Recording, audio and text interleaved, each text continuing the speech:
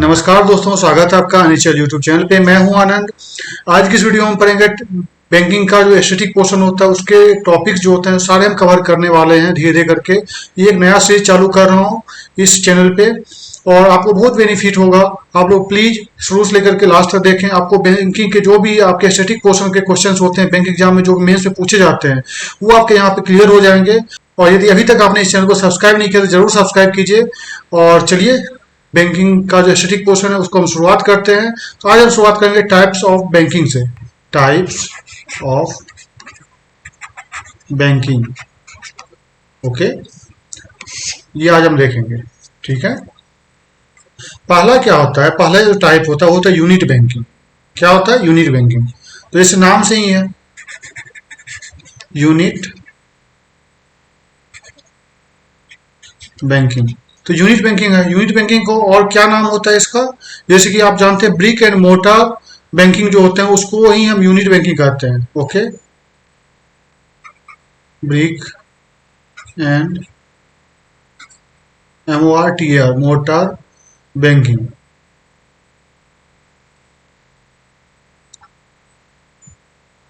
Okay, इसी का नाम है यूनिट बैंकिंग या फिर ब्रिक एंड मोर्टार बैंकिंग। इस टाइप से क्वेश्चन दे सकते हैं कि मोर्टार बैंकिंग किसको कहते हैं, ओके, या क्या होते हैं, उसके कुछ एग्जांपल दे देंगे। तो देखो इसको समझ लेते हैं। इसमें क्या होता है बैंकिंग, ये जो होता है बैंकिंग, इसमें banking done by single branch. Okay, देखो कैसे होता है, सारे एग्जांपल बताएंगे, ध्यान से सुनना। इसमें क्या होता है बैंकिंग, इसका डेफिनेशन होता है ये, banking done by a single branch is called unit banking. Okay, अब देखो कैसे, जैसे मान लो एग्जांपल के तौर पर कि आपका जो होता है, जैसे कि आपका FD होता है, ओके, सेविंग अकाउंट होता है। तो ये सब क्या होते हैं? ये आपके यूनिट बैंकिंग के टाइप्स होते हैं। ठीक है, यूनिट बैंकिंग के अंदर ही आते हैं। क्यों? क्योंकि ये एक ही बैंक के एक ही ब्रांच के अंदर होता है ये सब सारी चीज। क्योंकि FD जो होता है वो कोई बैंक में, मतलब कि एक ब्रांच में आप करवाए हो तो उसी ब्रांच में वो चलता रहेगा। ओके, फिर जैसे आपका हो गया आपका सेविंग अकाउंट हो गया, तो आपने कहीं भी मान लो करवाया, कोई एक पार्टिकुलर ब्रांच में ही आप जाके करवाओगे। ओके, उसी में आप ऑपरेशन करवाते रहोगे। जो भी आपका डेली बैंकिंग ऑपरेशन होता है वो आप वहां पे जाकर करोगे। तो ये सब जो टाइप्स होते हैं इनके जो एग्जांपल होते हैं यही होते हैं कि एक हो गया आपका क्या हो गया, एक हो गया आपका सेविंग अकाउंट, एक हो गया आपका FD, RD, ये सब जो होते हैं ना ये आपके हो जाते हैं यूनिट बैंकिंग के एक एग्जाम्पल हो गए। ठीक है, तो एग्जाम्पल में आप लिख सकते हो क्या क्या हो गए, FD, सेविंग बैंक अकाउंट, उसका जाके आपका हो गया RD भी हो सकता है। Okay, recurring deposit. तो इस टाइप से ये एग्जांपल आप समझ गए कि ऐसा बैंकिंग जो कि एक सिंगल ब्रांच के द्वारा किया जाता है उसको बोलते हैं यूनिट बैंकिंग। ओके, तो कोई समझने में दिक्कत? उम्मीद करता हूँ आपको यहाँ तक समझ में आई होगी। तो चलिए अगला जो इसके टाइप्स है वो मैं अब आपको बताता हूँ। देखो दूसरा जो बैंकिंग का टाइप्स होता है वो क्या होता है आपका ब्रांच बैंकिंग। क्या होता है? Branch banking. ओके, ये क्या होता है ब्रांच बैंकिंग? तो ये होता है banking done by branches. Banking done by branches, इसका जो होता है ऐसे बैंकिंग को हम क्या बोलते हैं? Branch banking. ऐसे बैंकिंग जो कि ब्रांच के अंदर ही होते हैं, with in the branch. Okay, with in the branch उसको बोलते हैं हम लोग ब्रांच बैंकिंग। ओके, जैसे हम आपको एग्जांपल भी समझाएंगे तो इसका डेफिनेशन लिख देते हैं, banking done by banking done by branches. Okay, इसको बोलते हैं ब्रांच बैंकिंग। ठीक है, ओके, तो इसके एग्जांपल जो होते हैं, देखो ब्रांच बैंकिंग क्या होता है, ब्रांच बैंकिंग क्या होता है, तो इसको देख लो आप।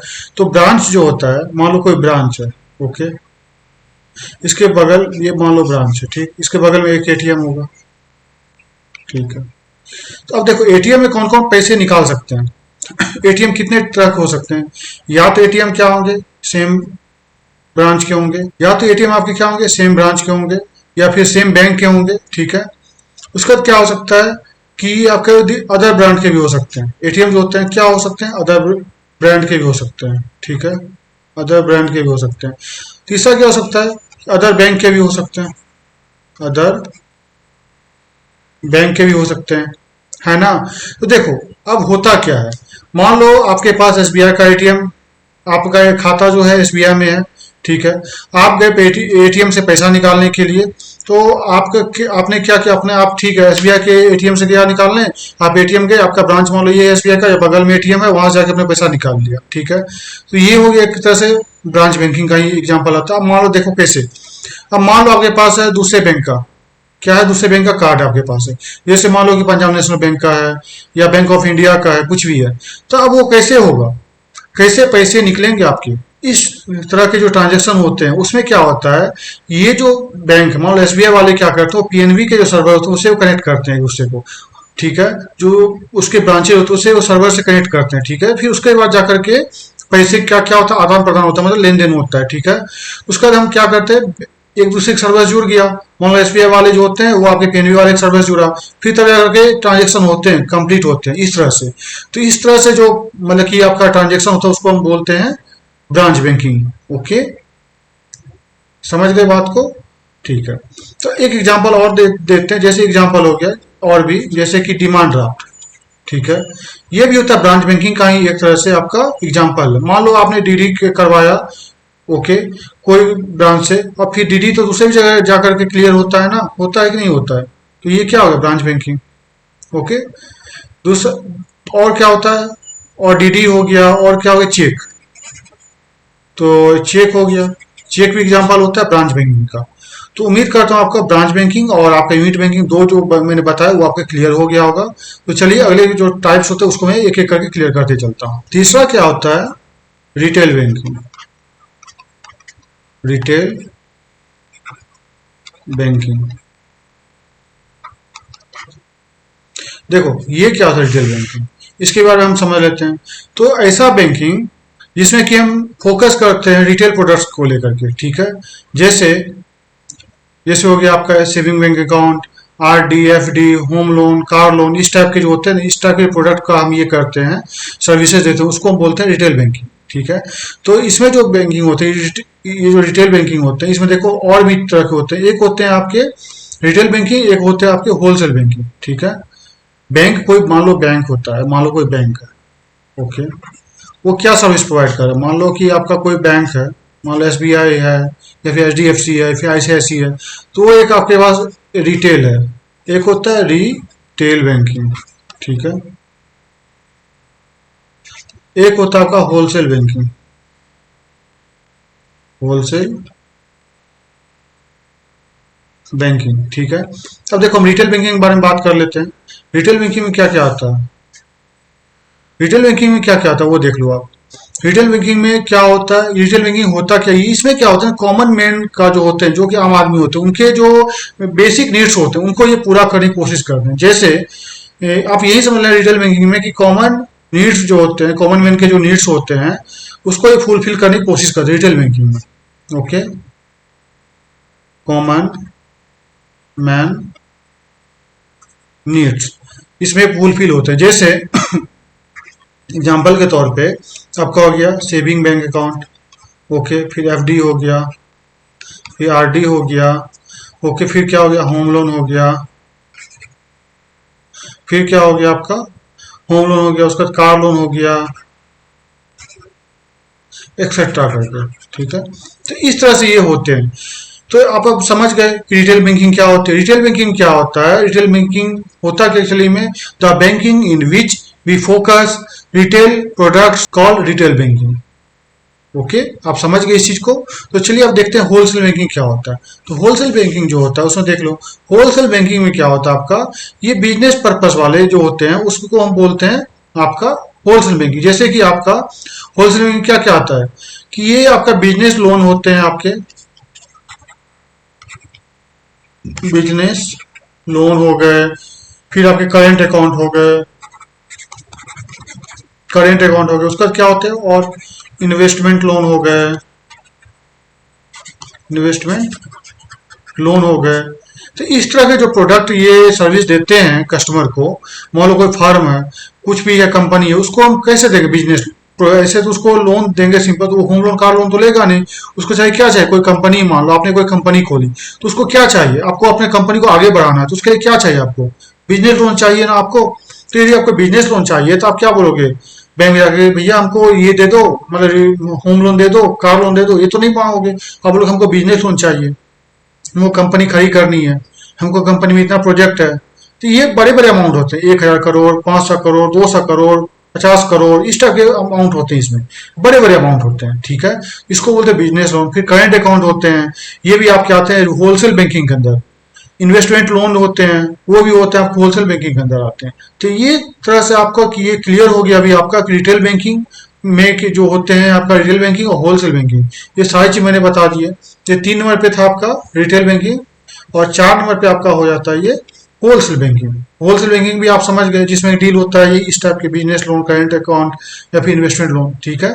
तो अब उम्मीद करता हूँ यहाँ तक आपको क्लियर हो गया होगा। तो चलिए अगला जो पोर्शन है 5 नंबर पे, वो क्या आता है उसको मैं क्लियर करता हूँ। ओके, 5 नंबर पे क्या एक आता है, रिलेशनशिप बैंकिंग। क्या होता है रिलेशनशिप बैंकिंग, देखो, रिलेशनशिप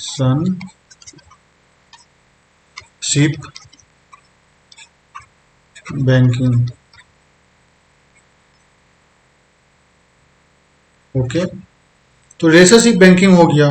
रिलेशनशिप बैंकिंग में क्या होता है, इसको आप समझना है आपको अच्छे से, है ना। इसमें क्या होता है कि व्हेन अ बैंक, देखो मैं डेफिनेशन लिख देता हूं, आप इसको लिख लेना। When a bank lays special focus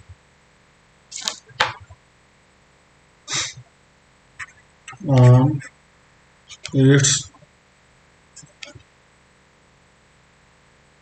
customers needs to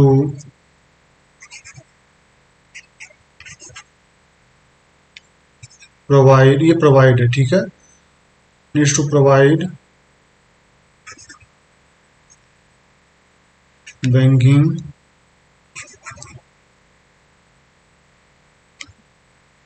services या प्रोडक्ट्स। ओके, क्या करा, when a bank lays special focus, when a bank lays special focus on its customer needs to provide banking services या products.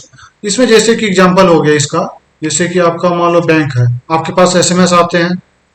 Bank में जब आप पैसा withdraw करते हो, जमा करते हो, कुछ भी होता है, कुछ भी ट्रांजेक्शन करते हो, कुछ भी, तो मैसेज आते हैं ना, एसएमएस आते हैं।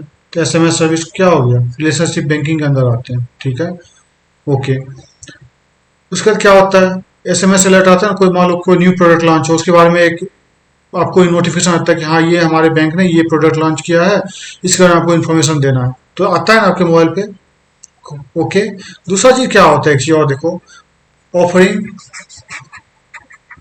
Credit card, offering credit card. मान लो कोई बैंक है, वो अपना ऑफर करता है आपको स्पेशल कि क्रेडिट कार्ड ले लीजिए, मेरे पास मैं आपको ये ऑफर कर रहा हूँ, ठीक है। और क्या करता है, बोलता है कि चलिए हम आपको लिमिट बढ़ा के देंगे। Okay, and offering credit card and increasing its limit. Okay, तो ये जो होते हैं ना, तो ये आपके आते हैं रिलेशनशिप बैंकिंग के अंदर। मान लो आप गए एक्सिस बैंक, या फिर आप गए आईसीआईसीआई बैंक, या फिर आप गए एसबीआई, वहां पे मान लीजिए कि आपको कहा जा रहा है कि आप सर क्रेडिट कार्ड ले लो, कुछ दिनों के बाद या फिर कुछ दिनों के बाद आपको क्या करेंगे कि आपका लिमिट बढ़ा देंगे। मान लिया आपने क्रेडिट कार्ड लिया, आपका सब कुछ सही रहा, आपको मिला 50,000 का, मान लो आपका एक मिला, आपको 50,000 का लिमिट मिला। कुछ दिनों देखा कि आपका सब कुछ सही रहा, तो फिर क्या करते हैं, बैंक आपको कॉल करती है कि आपका लिमिट हम इंक्रीज कर दे रहे हैं, 50,000 से आपको 1,00,000 रुपए कर दे रहे हैं, एक बात बता रहे हैं। तो ये सब टाइप के जो हम सर्विसेज देते हैं, जो बैंक सर्विसेज देती हैं, इसको कहते हैं हम रिलेशनशिप बैंकिंग के अंदर आते हैं। समझ गए बात को। तो अब क्लियर है रिलेशनशिप बैंकिंग क्या होते हैं। इसके अगला पार्ट होता है एक कोरोस्पोंडेंट बैंकिंग। क्या होता है, तो ये एक कोरोस्पोंडेंट बैंकिंग क्या होता है, देखो, ये एक ऐसा बैंकिंग होता है जिसमें कि मान लो कि आप हो, ठीक है, आपका एक मान लो एक बैंक है, कौन बैंक है, पीएनबी, ठीक है। पीएनबी बैंक है, वो कहाँ पे है मान लो, वो है आपका गांधीनगर में है। ओके, वो कहाँ है, गुजरात में है, गांधीनगर या अहमदाबाद, कुछ भी ले लो शहर का नाम। तो हम चलो गांधीनगर ले लेते हैं, गांधीनगर। ओके, तो गांधीनगर में क्या है, उसका ब्रांच है। अब मान लो कोई कस्टमर है, कहाँ पे है, भुज में है। ओके, यहाँ पे कस्टमर, अब ये ऐसा रूरल एरिया है जहाँ पर कि मान लो एक बात बताइए, यहाँ रूरल एरिया है कि मतलब वहाँ पे गांव है, पूरा देहात है, मान लो कि वहाँ पे हम बैंकिंग सर्विस नहीं प्रोवाइड कर पा रहे, कोई बैंक नहीं है, कुछ नहीं है। तो अब मान लीजिए कि कोई कस्टमर आपके बैंक में खाता खुलवाना चाहता है, तो क्या करेगा, आप उसको सर्विस कैसे दोगे। सर्विस तो दोगे आप, आपके बैंक में कोई खाता खुलवाना चाहता है, आप उसको सर्विस दोगे ना, चाहे कहीं भी रहे, आप उसको सर्विस देने को ट्राई तो करोगे कि हाँ इसको जितना हो सके सर्विस दे सकूं। तो इस टाइप के जो केस होते हैं, उसको हैंडल करने के लिए हम क्या करते हैं, बैंक क्या करती है, नियुक्त करते हैं किसको, मान लो एक है बीसी को करते हैं, किसको इसको करते हैं, बीसी को, बैंकिंग कॉरेस्पॉन्डेंट। बीसी मतलब होता है बैंकिंग कॉरेस्पॉन्डेंट, एक होता है आपका बीसी होते हैं, और क्या होते हैं, बीएम होते हैं, मतलब बैंक मित्र होते हैं। तो ये लोग को जो हम लोग ये करते हैं, हायर करते हैं। ओके, तो इन लोग का काम क्या होता है, ये जाएगा, मान लो ये आदमी चला जाए कहाँ पे, यहाँ पे जाएगा जहाँ पे कि कोई ब्रांच नहीं, यहाँ पे गया, यहाँ पे इसको सर्विस देना है। ये क्या क्या कर सकता है वहां पे, देखो बैंकिंग में ये क्या क्या कर सकता है, वहां पे आपको बैंकिंग क्या कर सकता है, बैंकिंग का फैसिलिटी तो देगा ही, बैंकिंग का जो फैसिलिटी होता है बेसिक वाला वो आपको देगा। ओपन कर सकता है अकाउंट, सेविंग अकाउंट ओपन कर सकता है, मिनिमम केवाईसी वाला, यहाँ पे ओपन अकाउंट कर सकता है। और क्या कर सकता है, कैश विड्रॉ करवा सकता है, कैश विथ कैश विड्रॉ कर सकता है ना, कैश विड्रॉल करवा सकता है। ओके, और क्या करवा सकता है, केवाईसी कर सकता है। ओके, फिर क्या होता है, केवाईसी करवा सकता है, और ये सब जो होता है ना वो किसके थ्रू करेगा, वो पीओएस के थ्रू। पीओएस, पीओएस क्या होता है, एक जो आप देखते हो दुकान सब में कहीं पे इस टाइप का मशीन होता है, इस टाइप का, यहाँ पे रहता है, यहाँ पे क्या रहता है ऐसे करके, और यहाँ पे कार्ड स्वाइप करने का बना रहता है कुछ भी, है ना। अब कार्ड स्वाइप करते हैं, यहाँ पे अंगूठा लगाते हैं, बस वो हो जाता है। इस टाइप का ही मशीन होता है पीओएस वाला। जो हम आधार वाला जो होता है, मान लो आधार बेस्ड पेमेंट होता है, उसमें इस तरह यहाँ पे रहता है बायोमेट्रिक लगाने वाला, या फिर कितने मशीन ऐसे होते हैं जहाँ पे बायोमेट्रिक अलग से लगा कर सकते हो आप, जस्ट पीओएस मशीन होता है। तो पीओएस का क्या होता है, point of sale, point of sale होता है। अब एक चीज और होता है, एक और होता है पीओएस मशीन, ईएफटी पीओएस, ये भी एक होता है। इसका मतलब क्या, electronic fund transfer point of sale, क्या होता है, electronic fund transfer point of sale, इसका फुल फॉर्म होता है। ओके, तो ये सब तरीके हैं जिनके थ्रू हम कहीं भी जाकर के बैंकिंग सर्विस प्रोवाइड करते हैं जहां पे बैंक हमारे नहीं है। ओके, तो उम्मीद करता हूँ यहाँ तक आपको कॉरेस्पॉन्डेंट बैंकिंग के बारे में आपको अच्छे से क्लियर हो गया होगा। तो चलिए अगले टॉपिक जो है, अगले जो बैंकिंग का जो है, मतलब कि आपका टाइप्स होते हैं, अगले जो बैंकिंग के जो टाइप्स उसके बारे में चर्चा करते हैं। अगला पार्ट जो होता है वो होता है आपका 7 नंबर वाला, वो होता है universal banking. Universal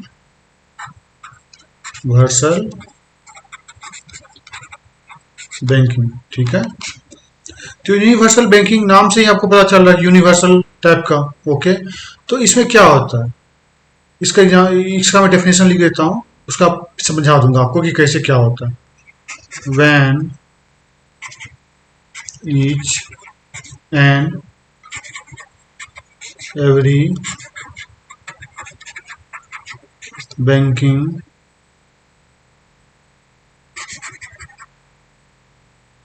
when each and every banking provided under one roof is called universal banking. Okay, अब देखो कहने मतलब ये है कि मान लो आप बैंक गए, ठीक है, कोई बैंक चले जाओ, एसबीआई चले जाओ, कोई पब्लिक सेक्टर बैंक, कोई प्राइवेट बैंक, कहीं भी चले जाओ, ठीक है। कहीं मतलब ये नहीं कि आप चले जाओ कोई छोटा सा बैंक चले जाओ, पेमेंट बैंक या ये सब नहीं जाना है आपको। बोल रहे हैं मतलब एसबीआई चले गए, आईसीआईसी बैंक चले गए, तो वो समय क्या होता है आपको, आपको सारे टाइप के सर्विसेज होते हैं। मान लो आपको लोन चाहिए, home loan, car loan, business loan, हर तरह के जो प्रोडक्ट होते हैं वो एक ही मतलब कि रूफ के अंदर मिल जा रहा है, ठीक है। कहीं और जाने की जरूरत नहीं पड़ रहा है। तो उस टाइप के जो बैंकिंग होते हैं ना, उसको बोलते हैं यूनिवर्सल बैंकिंग। समझ गए? क्लियर है? ओके। इसमें पेमेंट्स बैंक ये सब इसमें इंक्लूड नहीं होते हैं। समझ गए बात को? क्योंकि ये सब जो होते हैं पेमेंट्स बैंक, ये सब इस टाइप के मतलब कि सारी सर्विस प्रोवाइड नहीं करते, उनको लिमिटेशन रहता है उनका सर्विसेज में, तो इसलिए वो सब यूनिवर्सल बैंकिंग के अंदर नहीं आते हैं। जैसे आपके पब्लिक सेक्टर बैंकिंग होते हैं, जैसे आपका पीएनबी हो गया, या फिर आपका स्टेट बैंक ऑफ इंडिया हो गया, या फिर आपका एचडीएफसी हो गया, आईसीआईसी हो गया, ये सब में वो कह सकते हैं कि हाँ ये सब जो है आपके यूनिवर्सल बैंकिंग के ये हैं, प्रकार हैं। क्योंकि इस ये सब जो बहुत सारे ब्रांच ऐसे हैं जहां पर कि आपको सारे तरह के, या वो ये सब जो बैंकिंग करते हैं इसमें क्या होता है, सारे तरह के आपके प्रोडक्ट अवेलेबल हो जाते हैं अंडर वन रूफ। ओके, इतना तो क्लियर है आपका। चलिए अगले जो तो इसके ये हैं उसको हम देखते हैं। सोशल बैंकिंग अगला है। तो अगला क्या है? Social banking. Social banking, social banking. तो सोशल बैंकिंग क्या होता है देखो। सोशल बैंकिंग और बैंकिंग, देखो इसका डिफिनेशन ये होता banking where social welfare is preferred over the profit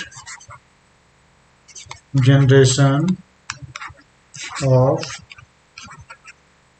bank is called as social banking. क्या होता है? Social banking. देखो इसका मतलब ये है, बैंकिंग ऐसा बैंकिंग जहां पर कि आपको सोशल वेलफेयर को ज्यादा प्रीफर किया जाता है कि किसके मुकाबले? प्रॉफिट जनरेशन के मुकाबले, ठीक है। इस टाइप के जो बैंकिंग होते हैं इसको बोलते हैं सोशल बैंकिंग। जैसे होता है आपका, एग्जाम्पल के तौर पर देख लो, दिखा रहा हूँ आपको, बता दे रहा हूँ। एग्जाम्पल के तौर पे क्या हो जाएगा, जैसे हो गया आपका एग्जाम्पल के तौर पे मान लो कि पीएसएल जो होते हैं, पीएसएल, इसका फुल फॉर्म क्या होता है? Proprietary proprietary sector lending. क्या होता है? Proprietary sector lending. ये सब जो होते हैं, या फिर आपका पीएमजेडीवाई, प्रधानमंत्री जनधन योजना। ओके, फिर बीएसबीडीए। तो बीएसबीडीए का फुल फॉर्म क्या होता है? Basic saving bank deposit account. क्या होता है? Basic saving bank deposit account, इसका फुल फॉर्म होता है बीसीबीडीए का। एक होता है आपका no frill account, no frill account.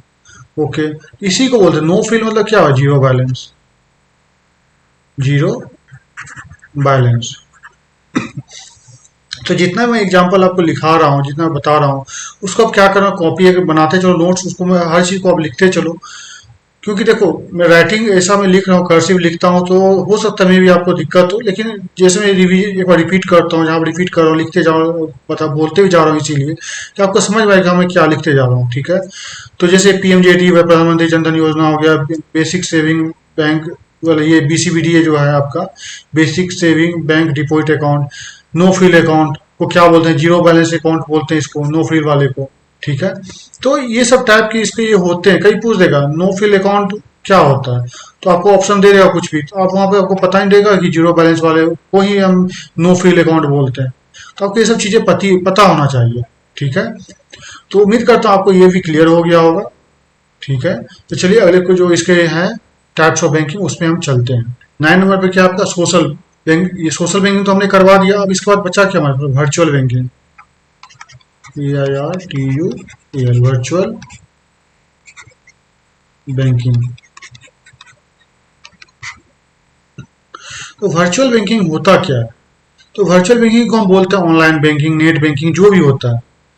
सारे इसी के हैं नाम। Okay, virtual banking, net banking, online banking, सारे चीज इसी को बोलते हैं। ठीक है, तो अब नाम से आपको पता चल गया, ऐसे बैंकिंग जिसमें हमको ब्रांच जाने की जरूरत नहीं पड़ती उसको हम बोलते हैं वर्चुअल बैंकिंग। ओके, तो क्या बोलते हैं इसमें, banking where you don't have to visit branch. Okay, ऐसा बैंकिंग जिसमें आपको ब्रांच विजिट करने की जरूरत नहीं पड़ती है। एग्जाम्पल के तौर पे क्या हो जाएगा, यूपीआई पेमेंट जो होता है वो भी आपका वर्चुअल पेमेंट, वर्चुअल बैंकिंग का ही पार्ट है। नेफ्ट हो गया। ओके, ये आपका आरटीजीएस हो जाता है, ये आपका आईएमपीएस हो जाता है। तो जितने भी ऑनलाइन ट्रांजेक्शन करते हैं कुछ भी, सारे आपके आते हैं वर्चुअल बैंकिंग के अंडर में। तो उम्मीद करता हूँ ये ज़्यादा कुछ नहीं है, नहीं आप लोग भी यूज करते हो तो ऑब्वियसली क्लियर हो गया होगा कि वर्चुअल बैंकिंग क्या होता है। ठीक है, तो चलिए अगला जो है वो है 10 नंबर पे नैरो बैंकिंग। क्या है वो, नैरो बैंकिंग। नैरो बैंकिंग, तो नैरो बैंकिंग क्या होता है, देखो जरूर अच्छे से समझो। A bank in which investment in government, a bank, narrow banking देखो क्या होता है, एक ऐसा बैंक होता है जिसमें कि जो एक ऐसा बैंक जो कि अपना जो इन्वेस्टमेंट करता है किसमें करता है, गवर्नमेंट सिक्योरिटी में करता है। और लोन किसको देता है, जहां पर कि सबसे कम रिस्क होता है। ठीक है, जहां पे सबसे कम रिस्क हो या लो रिस्क वाले जो कस्टमर होते हैं उसी को वो लोन देते हैं नैरो बैंकिंग में। समझ लो मेरी बात को ना। तो इस टाइप के बैंकिंग होते हैं उसको बोलते हैं, हम क्या बोलते हैं, नैरो बैंकिंग बोलते हैं। चलो इसको हम अच्छे से डिफिनेशन में लिख देते हैं। और bank which invest in government scheme and provide less loan where risk is very low।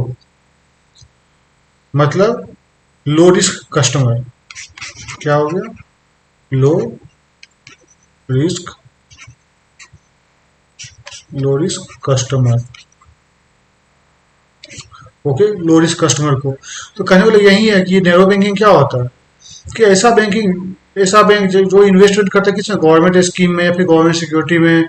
Okay, और लोन किसको प्रोवाइड करता है, जहां पर कि सबसे ज्यादा मतलब कि कम रिस्क हो, सबसे कम रिस्क जहां पे हो वहीं पे इन्वेस्ट मतलब कि ये लोन प्रोवाइड करता है वैसे ही कस्टमर को जहां पर कि सबसे कम रिस्क हो।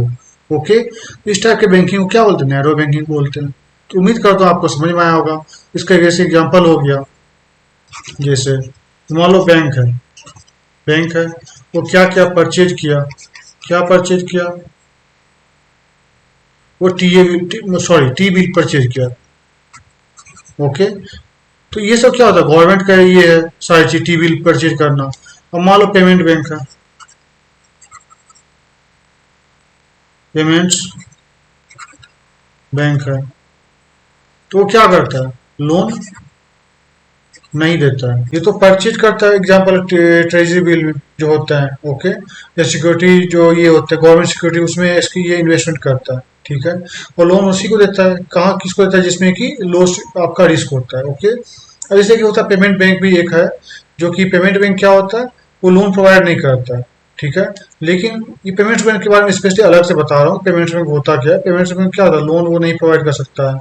और क्या नहीं दे सकता है, डिपॉजिट्स, डिपॉजिट्स को क्या कितना करेगा, डिपॉजिट्स आपका ओनली 1 लाख तक का डिपॉजिट ले सकता है। ओके, और क्या कर सकता है, ये जो पेमेंट्स बैंक होते हैं, जो पेमेंट्स बैंक होते हैं ये भी इन्वेस्टमेंट करता है आपका, इन्वेस्ट करता है निवेश करता कितना 75% किसमें, इन गवर्नमेंट सिक्योरिटी में। ओके, तो पेमेंट बैंक भी आपका नैरो बैंकिंग के अंदर ही आता है। ओके, क्लियर आपका। तो कहीं पूछ ले एग्जाम में कि नैरो पेमेंट बैंक जो होते हैं वो किस टाइप के बैंकिंग में आते हैं, तो आप बता सकते हो आपके नैरो बैंकिंग के अंदर आते हैं। और आपको पेमेंट्स बैंक के बारे में बता दिया कि ये लोन प्रोवाइड नहीं कर सकता, डिपॉजिट ओनली 1 लाख तक कर सकता है। ओके, और पेमेंट्स बैंक भी क्या करता है, इन्वेस्टमेंट करता है अपना 75% इन गवर्नमेंट सिक्योरिटीज में। ओके, तो आगे और भी कुछ बैंकिंग बारे में और भी है, जिसको मैं अगले क्लास में हूँ आपको कवर करेंगे, नहीं तो वीडियो बहुत ज़्यादा लंबी हो जाएगी और आपको मज़ा नहीं आएगा। तो अगले और तो कितने 3-4 और टाइप के और बैंकिंग बचे हुए हैं जिसको हम कवर करेंगे और बहुत अच्छा लगेगा आपको अगले वीडियो में। ठीक है, तो चलिए इस सेशन को यही ख़त्म करते हैं। और आपको कैसा लगा ये सेशन जरूर कमेंट में जरूर लिखिएगा, क्योंकि हम आपका वेट करेंगे। पहली बार हमने आपको इस टाइप के मतलब कि सेशन करवाए हैं, तो मैं आपसे फीडबैक जानना चाहूंगा कि आपको कैसा लगा और क्या हमको इम्प्रूवमेंट करनी चाहिए। यदि कुछ इम्प्रूवमेंट चाहिए तो वो भी जरूर बताइएगा। मैं पूरा कोशिश करूंगा कि हम इम्प्रूवमेंट करें और बेहतर आपको कंटेंट प्रोवाइड कर सकें। ओके, देखो अब आप बोलोगे कि हमको पीडीएफ बना दीजिए, देखिए उतना मेरे पास अभी समय नहीं मिल पा रहा है, क्योंकि बैंक की जॉब भी करनी पड़ती है, प्लस आपके लिए कंटेंट भी तैयार करना पड़ता है, प्लस आपके लिए साथ में मुझे अपना पढ़ाई भी करना पड़ता है, जो कि अभी एग्जाम है जैसे आरबीआई ग्रेड भी, ये सब एग्जाम की तैयारी करना है, उसके लिए पढ़ाई भी करना पड़ता है, प्लस आपको पढ़ाना भी है। तो बहुत सारी चीज़ करने पड़ते हैं साथ में, तो मैनेज हम ही को करना पड़ता है सारा चीज़, एवरीथिंग मैं खुद मैनेज करता हूँ, ना किसी से कंटेंट बनवाता हूँ ना कुछ करता हूँ, तो सब कुछ खुद ही करना है। इसीलिए मैं आपके लिए पीडीएफ सॉरी नहीं अवेल करा सकता, क्योंकि जो मेरे पास कंसेप्ट है मैं आपको वहीं बता रहा हूँ और आपको ये बहुत बेनिफिशियल होगा आगे चल के। जितने भी आपके एग्जाम होंगे आप ये सीख जाओगे, तो आपको कोई भी टाइप की इस टाइप के क्वेश्चन पूछेंगे तो आप उसमें जवाब दे पाओगे, मुझे ये विश्वास है।